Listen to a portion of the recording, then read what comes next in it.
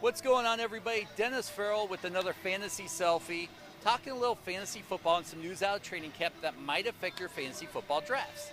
Number one on my list of news that needs to be said right now is a backup job for Arian Foster.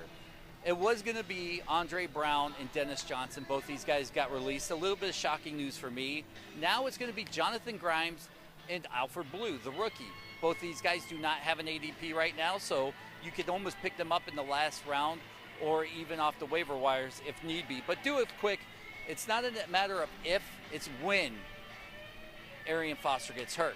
Next on my list of stuff that we need to keep an eye on, people inside the Arizona Cardinals organization truly believe Michael Floyd will outproduce Larry Fitzgerald this season, becoming the number one fantasy wide receiver on that team. Now, I don't disagree with that. Larry Fitzgerald's been pretty decent from here on out, but I kind of believe that, this is going to be a Michael Floyd team this season. Michael Floyd has a fairly, attractive ADP right now, so I wouldn't worry too much about it. Tavon Austin. Now, Torrey Holt came out and said Tavon Austin is not looking good in camp, and he believes that he may be a special team starter at best this season. Now, I kind of agree with him. We haven't seen anything out of him in his first preseason game.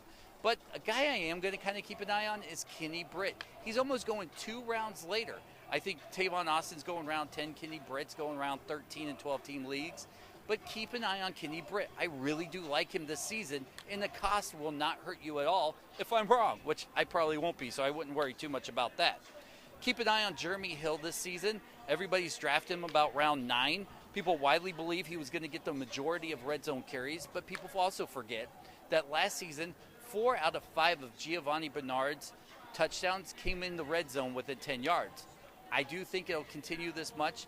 I do have Jeremy Hill, though, slated for about 115 touches, 570 yards, and 4 touchdowns. That's fairly low than most people are projecting for him.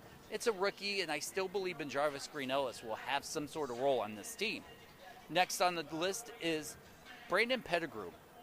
Right now without an ADP, but it was a very murky waters when it came to tight ends here in Detroit. They had Brandon Pettigrew. They had Joseph Foria.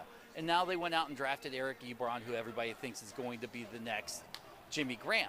Well, they come out and say, Detroit Lions, that they believe that Brandon Pettigrew is going to be a blocking tight end only, which means I kind of like, Joseph Foria and Eric Ebron. Ebron's the only guy with an ADP right now.